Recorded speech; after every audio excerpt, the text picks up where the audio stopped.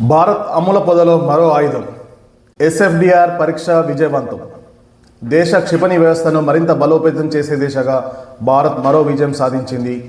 గగనతలం నుంచి గగనతలంలోకి ప్రయోగించే దీర్ఘ శ్రేణి క్షిపణుల అభివృద్ధికి కీలకమైన సాలిడ్ ఫ్యూయల్ డక్టర్ రామ్జెట్ సాంకేతికతను డిఆర్డీఓ విజయవంతంగా పరీక్షించింది. దేశ క్షిపణి వ్యవస్థను మరింత బలోపేతం చేసే దిశగా భారత్ మరో విజయం సాధించింది. భారత్ అమ్ముల పొదలో మరో క్షిపణి వచ్చి చేరింది. గగనతలం నుంచి గగనతలంలోకి ప్రయోగించే దీర్ఘ శ్రేణి క్షిపణుల అభివృద్ధికి కీలకమైన సాలిడ్ ఫ్యూయల్ డక్టర్ రామ్జెట్ సాంకేతికతను డిఆర్డీఓ విజయవంతంగా పరీక్షించింది. ఒడిషా తీరంలోని చాందీపూర్ ఇంటిగ్రేటెడ్ టెస్ట్ రేంజ్లో ఈ ప్రయోగాన్ని నిర్వహించి విజయం సాధించింది.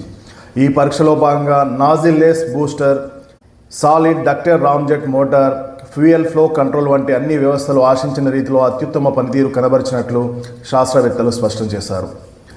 ఐటీఆర్ ఏర్పాటు చేసిన వివిధ ట్రాకింగ్ పరికరాల ద్వారా సేకరించిన డేటా ఆధారంగా ఈ పరీక్ష విజయవంతమైనట్లు శాస్త్రవేత్తలు ధృవీకరించారు.